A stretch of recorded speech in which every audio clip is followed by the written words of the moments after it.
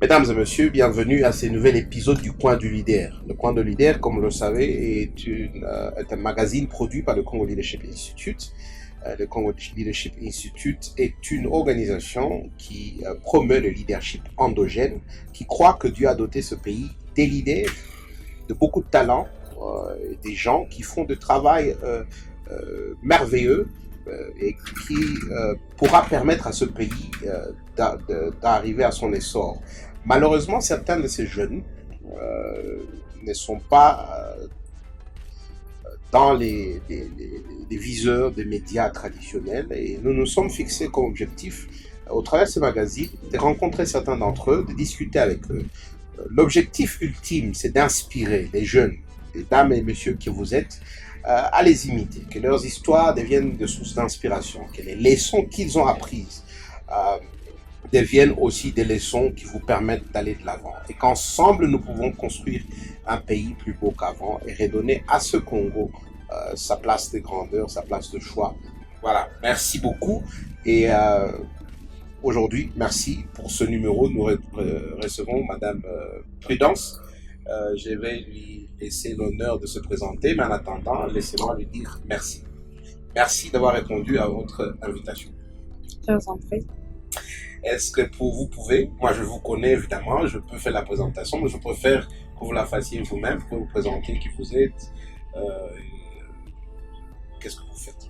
Merci beaucoup. Je m'appelle Prudence Njakalingo. Je suis licenciée en sociologie. Je suis mariée et mère de 4 enfants. Maintenant là, je suis directrice à l'hôpital Junior Hospital. Merci Madame Prudence, directrice à New Hospital. Vous n'avez pas toujours travaillé pour vous. New Hospital, nous devons dire, c'est une entreprise que vous avez commencé avec votre mari. Vous n'avez pas toujours travaillé pour vous. Quel a été votre parcours et pourquoi sortir de ce qu'ici chez nous on peut dire un travail stable pour se lancer dans quelque chose d'instable? Merci beaucoup. Quand j'ai commencé à travailler, je suis passée par les multinationales qu'on appelle Orange dans la télécommunication. Et je me rappelle bien, c'était en 2007. Je venais tout juste d'entrer en L2 à CIB à l'époque. Et par hasard, j'ai rencontré un ami et qui m'a dit est-ce que tu es intéressé? C'est ainsi que je vais lui donner mon CV et je serai embauchée en 2007. J'ai organisé le lancement officiel du réseau de télécom à l'époque, ça s'appelait CCT, Congo Chine Télécom. Et là, j'avais commencé, on m'avait pris pour mon expérience médiatique parce que j'avais des émissions que j'animais par-ci par-là. Au niveau des radios Maendeleo, j'avais l'émission Regard Scout quand j'étais étudiante. À la radio Maria aussi, j'avais aussi notre émission Regard Scout. Mais aussi j'intervenais aussi dans d'autres émissions de droits de l'homme. C'est par cette canal-là que j'ai eu la chance ou bien l'occasion de travailler comme chargée de communication et des relations publiques dans la société Congo Chine Télécom. Et petit à petit, j'ai commencé à gravir des échelons. Relations extérieur et communication, je suis passée par le marketing, je suis passée par le B2B, je suis passée par le commercial. Et pour finir, après, la société Congo Chine Télécom avait été rachetée par Orange, qui est une société française. Après le rachat, nous sommes passés du chinois vers le français. Et là, j'occupais toujours le poste de marketeur. Quelques temps après, je suis devenue chef de zone. Et j'ai supervisé à l'époque Bukavu, Uvira, Kindu et voire Kalemi aussi. Et avec le temps, on a commencé à engager parce que pour mieux gérer, il fallait aussi l'efficacité.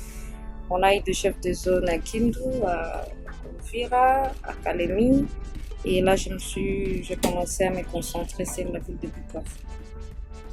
Chez Orange, on a racheté aussi Tigo, j'étais toujours là. Après le mixage, il y a d'autres collègues qui sont partis. J'étais encore retenue. Et ma spécialité, c'était la gestion des distributeurs et la gestion du terrain. Je travaille beaucoup avec les équipes sur terrain. Je formais beaucoup de jeunes là-bas. Et après 14 ans, il y a eu des problèmes endogènes. La société est entrée en faillite. Il a fallu restructurer la société. On a licencié, on a remercié beaucoup de gens. Déjà en tant que chef de zone, moi j'ai qualifié ce travail d'homme parce que j'étais l'unique chef de zone femme pendant toutes ces années. Et alors quand j'ai vu la charge d'horaire était tellement insupportable pour moi en tant que mère de famille, et mon mari avait eu une bourse, il est parti. Donc je fais un choix entre garder mes enfants, voir comment ils grandissent et l'argent. Mais dans l'entretemps, j'avais déjà des entreprises. J'avais des entreprises New Hope Hospital que je pouvais aussi m'occuper. Et puis c'est comme ça que j'ai laissé Orange après 14 ans. Ah, merci, vous avez parlé de beaucoup de choses. Une chose que je retiens, c'est que vous avez travaillé dur pour arriver au sommet. Et je sais que les jeunes qui nous suivent, ils ont beaucoup de questions, beaucoup de soucis par rapport au travail. Il y a beaucoup qui peut-être ne réussissent pas. Et ce sera ma question, c'est-à-dire votre parcours. Qu'est-ce qui a fait votre succès selon vous? Quel était votre secret? Et puis je reviens aussi sur un deuxième aspect. Au fait, vous avez parlé de ça en passant, mais je ne le dis pas d'une manière stigmatisante, mais je le dis d'une manière qui dit ok, c'est pas toutes les femmes qui ont cette sorte de carrière. Alors, si on doit prendre l'aspect que vous étiez une femme et que vous avez réussi cette carrière, qu'est-ce que vous pouvez dire? Qu'est-ce que vous dites aux jeunes, basé sur votre expérience, mais plus particulièrement aux jeunes femmes, donc aux jeunes en général, quel était votre succès? Qu'est-ce qui a fait que vous alliez jusque là où vous êtes? Avant qu'on ne parle de votre transition, voilà. Merci pour la question. Il y a des questions que j'ai bien captées. Premièrement, je vais répondre pour tous les jeunes en général. En fait, quand j'ai commencé mon travail, je venais à peine de terminer le dernier examen de la première session en L2. Et donc, je n'avais pas d'expérience professionnelle comme on les demande. Mais dès que je suis venue, dès que j'étais arrivée là-bas, on m'a donné un travail de job description. Et la première des choses était de savoir, après un job description, si j'ai fini mon travail, je dois faire une évaluation. Ce qui ne se fait pas partout. Et donc, si je travaille et qu'il n'y a pas d'évaluation, ça veut dire que je ne saurais pas où est-ce que je vais améliorer ou où est-ce que je ne vais pas améliorer. Et quand j'ai adopté ce genre de stratégie, moi-même, les Chinois, ils n'en avaient pas. Et donc, chaque fin du mois, j'allais chez mon chef, je dis, regarde, j'avais tel objectif, je l'ai réalisé peut-être à 80%. L'aider ici, ce n'est pas dans mon ressort. Je n'ai pas de matériel ou bien je n'ai pas d'atout pour atteindre ça. Donc, si tu continues à me donner ce genre d'objectifs, le mois qui va suivre, je ne saurais pas les atteindre. Et donc, le chef lui-même a commencé à me donner des liens en ligne. Il a commencé à me donner des livres dans les domaines où je les suivais pour dire ça, je n'arrive pas à m'en sortir. Ça, j'ai échoué le mois passé et c'est ce qui avait fait mon succès en premier. Et donc, quand il y a un travail, ce n'est pas acquis. Moi, je prends ce travail comme une opportunité de s'améliorer tous les jours. Et donc, la routine ne faisait pas partie de mon lot. Ce n'était pas ma devise. Je savais que oui, j'ai un target. Parce que quand j'étais dans les relations extérieures, il était question d'avoir de bonnes relations avec tous les médias de la place. Il était question d'avoir de bonnes relations avec certaines divisions, culture et art et consorts. Et donc, c'était des évaluations sociales. Je devais avoir des très bons. Donc, si on est en retard de paiement, s'il y a des taxes, je devrais être informée sur toutes ces choses-là. Mais ce sont des choses qu'on ne m'a pas appris à l'école. Donc, j'ai appris à m'auto-former là-bas. Et pourquoi je vais m'auto-former? C'est parce que je fais l'évaluation de ce que j'ai réalisé. Et ça avait vraiment plu à mes chefs. Donc, même si un chef pouvait partir, il disait toujours à l'autre, non, non, non, ne lâche pas cette fille. Parce que là, j'étais encore jeune fille. Et c'est ainsi que je vais commencer à évaluer. Donc, quand on me donne un objectif, je me projette au-delà de cet objectif-là. Je ne commence pas par donner des arguments, je ne vais pas y arriver, non. Moi, je me dis que la réussite, elle est d'abord mentale. Ça travaille au niveau de l'intellect. Je me dis, oui, je peux y arriver. Mais est-ce que j'ai des atouts? Si on m'a dit, par exemple, de faire 1 million d'abonnés, c'est juste un exemple, je me dis, OK, pour que je travaille bien, je me projette à 1 million de sons. Et quand je vais donner les objectifs à mes équipes, je les projette aussi à 1 million 300. Or, que je laisse les matelas à tous les niveaux. À mon niveau, j'ai un matelas de 200 000 et chez mes équipes, j'ai aussi un matelas de 100 000. Ce qui veut dire que quand ils vont travailler en marge de 80%, je serai déjà à 100% sur ce que mon chef m'a assigné. Et j'étais toujours dans les 100% sur le terrain. Si on me dit, je vais développer par exemple Kamituga, mais avant d'arriver à Kamituga, je vais passer par Mwenga. Et si je dépasse un peu, je serai sur Kitutu. Donc, je ne vais pas seulement m'arrêter dans Kamituga là-bas, non, non. Je vais d'abord commencer à étudier Mwenga, comment les consommateurs se comportent là-bas. J'étudie aussi Kitutu parce que je sais que dans les 6 prochains mois qui vont venir, ils seront déjà dans mes objectifs. Donc, j'étais en avance par rapport à ce qu'on me demandait. Et ça, c'est parce que je me dis que mon travail, c'est ma marque à moi. Quand on parle de prudence, c'est une marque. Qu'est-ce que je fais là où j'étais? La deuxième des choses, je n'étais pas du genre à chercher des parapluies. Non. Le chef est là, je suis une femme. Non. Le travail, c'est comme l'école. L'école, il n'y a pas de sexe. C'est le cerveau qui travaille. Donc, on est étudiant, femme ou garçon, nous tous, c'est le même examen. Pourquoi au travail, il y aura des parties pris parce que je suis une femme? Non. Et au travail, c'était la même chose pour moi. Si un homme peut le faire, je peux aussi le faire. Et avec cet esprit-là, je me trouvais vraiment compétitive par rapport à ce que je faisais. Et j'ai aidé aussi d'autres personnes à adopter les mêmes attitudes. Donc, je n'étais pas du genre à dire non, ça ne me convient pas, non, non. Après l'évaluation, moi-même, je dois savoir dans quoi je suis forte, dans quoi je suis faible et comment je peux m'améliorer. Si j'ai un bon chef, il va m'aider, non, ça. Et carrément, il y a des domaines où le chef me dit, bon, ça, on renvoie ça chez les autres. Toi, tu te concentres sur ça. Par exemple, quand j'arrivais au bureau, j'avais toujours mon agenda avec moi. Ça m'aidait à faire mon to-do list à la maison déjà. Donc, quand je vais au bureau, ce n'est pas pour aller squatter sur WhatsApp. Non, non. Je sais que j'ai des priorités à faire. J'aurai aussi des choses importantes. Et j'ai aussi des choses que le chef peut me donner qui surprend, des surprises comme ça. Mais quand ce sont des priorités que moi j'ai planifiées par rapport à mon évaluation, j'ai le courage de dire, chef, si je fais ça aujourd'hui, je perturbe mes réalisations du mois. Il n'y a pas moyen de les décaler ou bien de les donner à quelqu'un d'autre. Ou bien je fais d'abord ce que je prévis et puis je te reviens, mais je te promets seulement que la journée ne va pas se terminer et je n'ai pas fini ce que je fais. Parce que je me dis, avant midi, je trouvais que j'étais plus concentrée que dans les après-midi. Et donc ces avant-midi-là sont vraiment pour mes visites, les visites des distributeurs, pour voir des gros clients ou bien pour faire des projets. Je suis en difficulté, on a des problèmes de réseau et tout ça. C'est dans les avant-midi que je trouve que je suis très concentrée pour avoir des idées, mais aussi pour réaliser des choses qui me demandent beaucoup plus de concentration. Je peux donner un exemple. Je viens à la maison un matin, je me dis,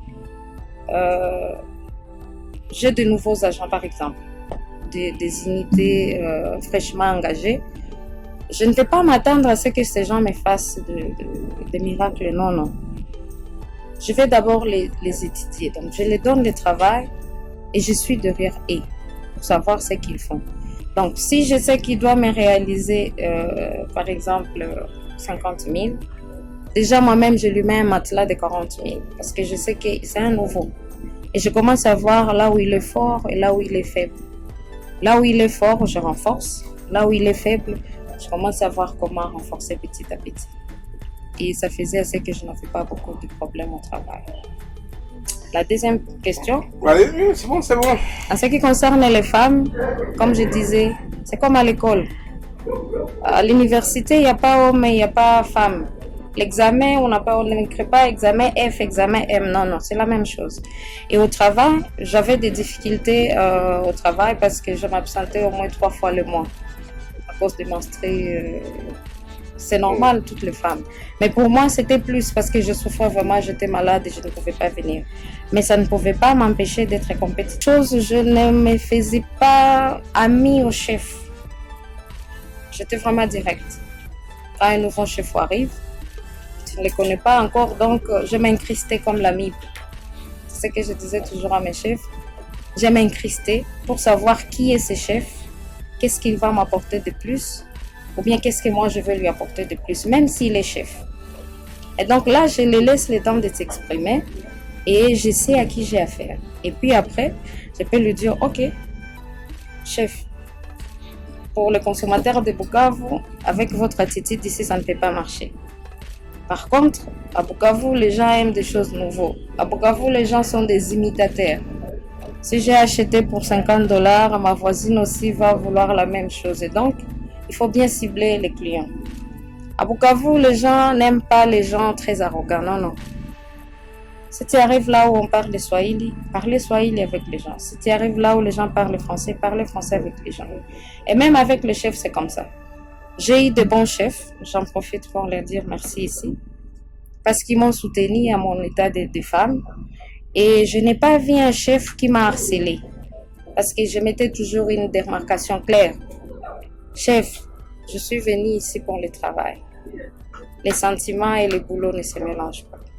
L'amour, je l'ai à la maison. J'ai un mari, j'ai mes enfants.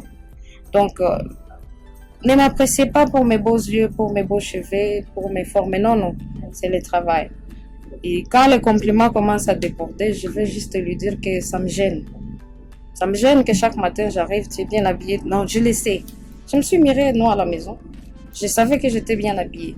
Bon, il y a des chefs qui ne les supportaient pas. Il y a d'autres qui les comprenaient. Et ça m'a vraiment aidé à travailler. Les difficultés que j'ai rencontrées en tant que femme, parce que j'avais mes chefs, c'était toujours des hommes. Et mon équipe était toujours des hommes. Donc, j'étais la femme au milieu des hommes. Alors, il y a parfois, tu as des agents que, parce que seulement tu es femme, à peine d'à diminuer, si je peux le dire comme ça. Mais, malgré cela, je vais l'appeler. Je vais lui dire, c'est pas ça. Si tu refais encore la même chose, je vais te faire virer. Et ce qui veut dire que j'avais et le respect de mes chefs, et le respect de mes collègues, et le respect de mes subalternes. Mais je ne veux pas dire pour autant que je t'ai aimé, je ne t'ai pas aimé.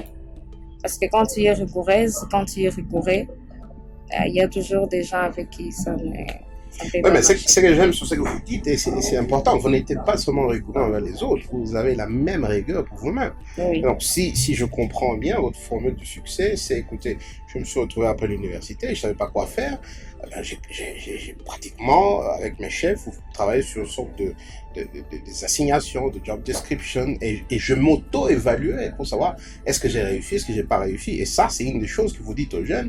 Sachez être dur avec vous-même, sachez vous auto-évaluer, sachez aussi comment vous avez survécu à cette transition.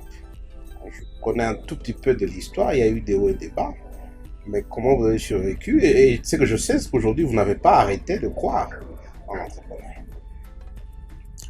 Merci beaucoup pour la question. Et la question elle est vraiment complexe, mais je vais essayer de répondre depuis que je vais.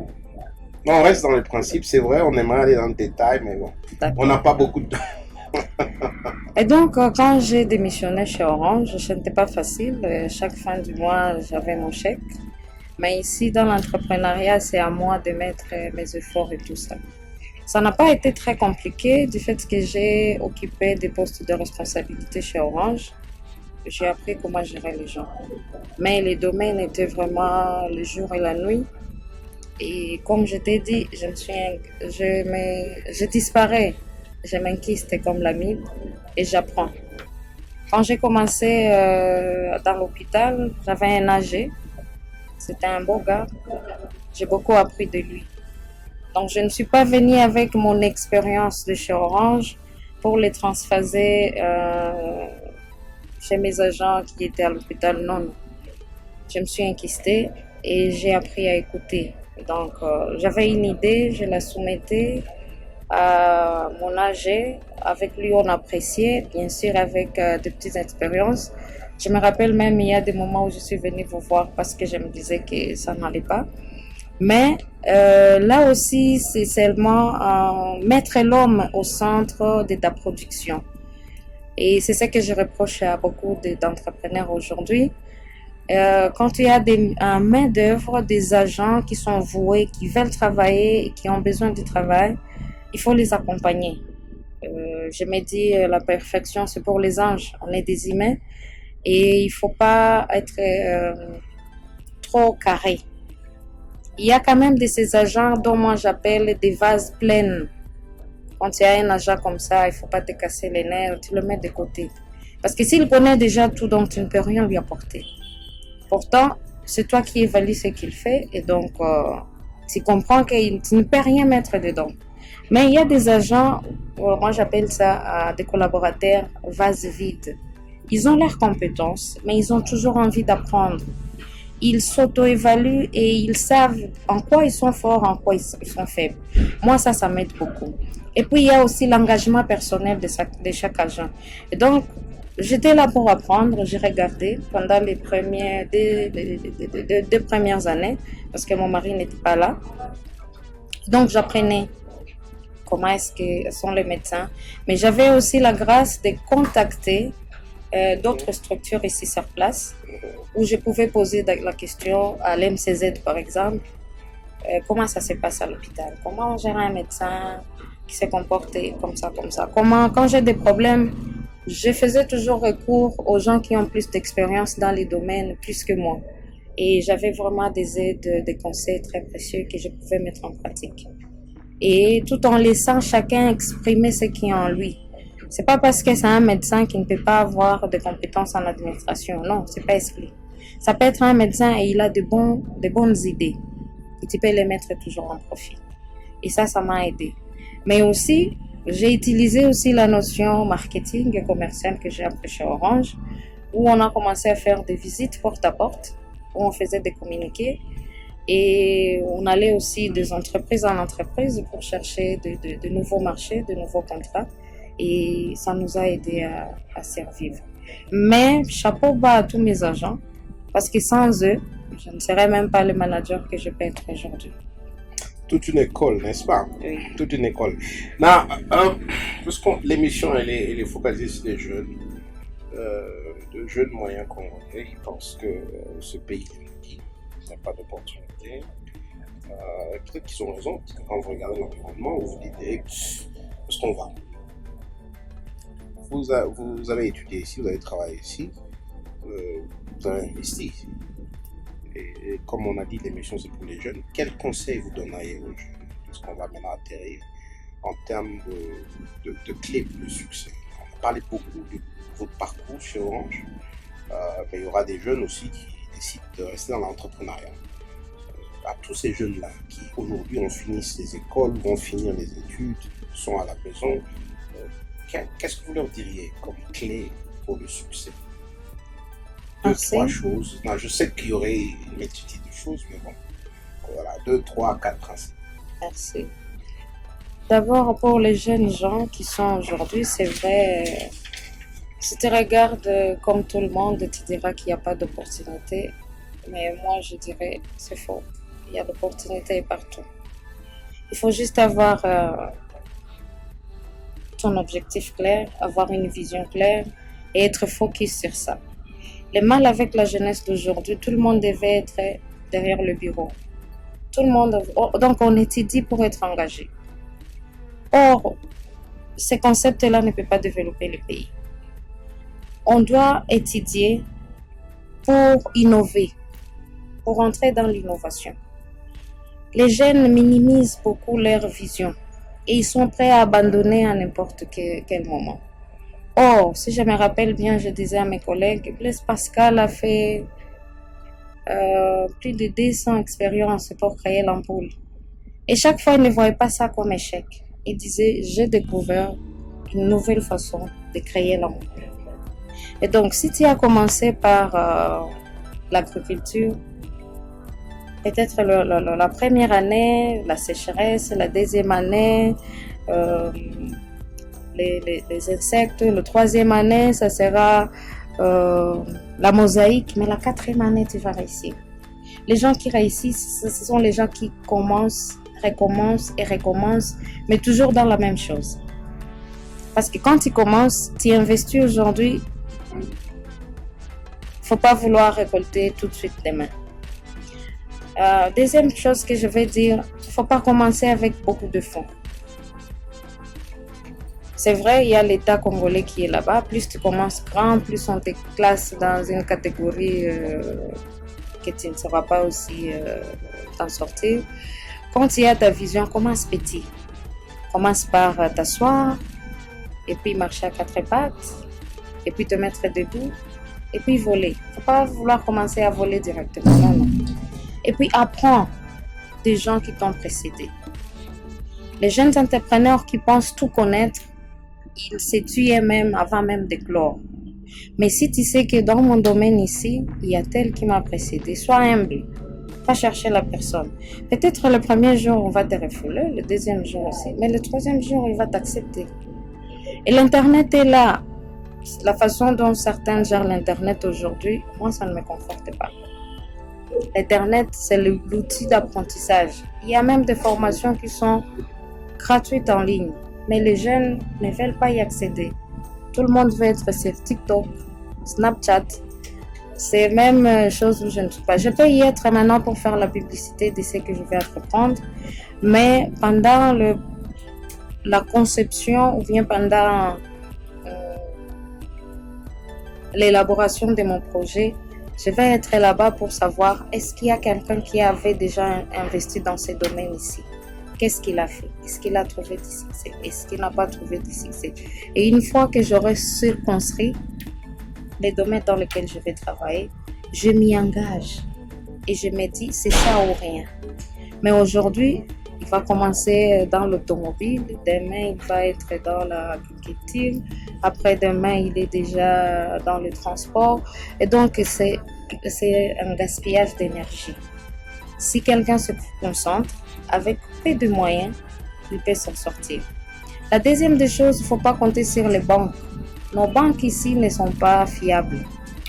Quand on va te donner, tu vas prendre un crédit de 5 000 et quand tu vas finir le remboursement, tu vas te rendre compte que tu as remboursé à peu près 27% du montant que tu as emprunté. Ce n'est pas encourageant pour moi.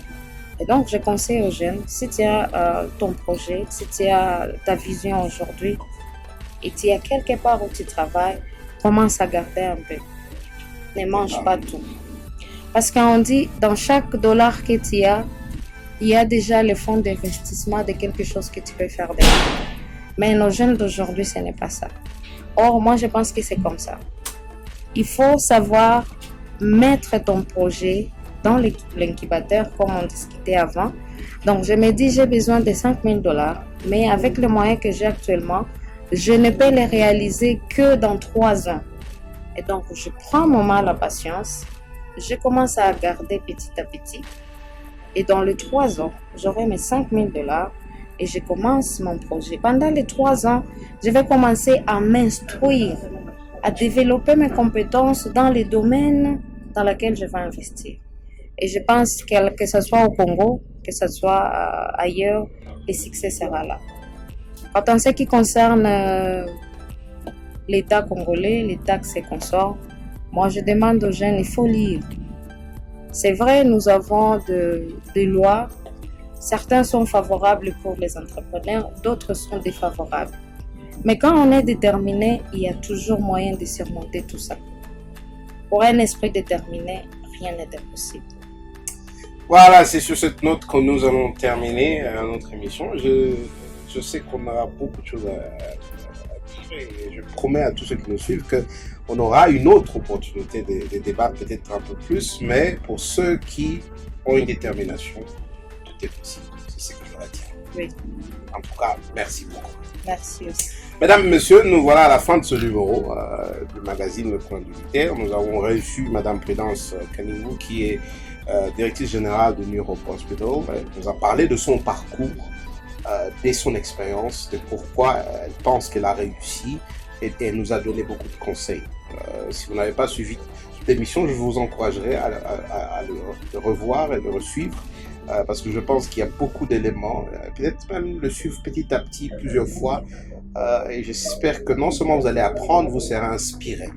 Dans un monde difficile comme le nôtre, dans un contexte difficile, dans un contexte où on stigmatise les femmes, eh ben, elle a su se battre, elle a été au top, et maintenant elle entreprend, et ce qu'elle fait lui réussit. Je crois qu'il y a beaucoup de choses à apprendre là-bas, et c'est un encouragement pour les jeunes femmes, les jeunes filles, partout où elles sont aussi, de savoir que vous pouvez conduire, vous pouvez être des leaders là où vous êtes. D'ailleurs, ce pays a besoin que vous aussi, vous donniez ce que vous avez de meilleur.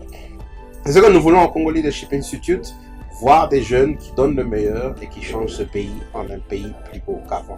Nous croyons que cela est possible si vous allez exécuter ce que vous avez appris. Encore une nouvelle fois, merci. Portez-vous bien, que Dieu vous bénisse et à très bientôt pour un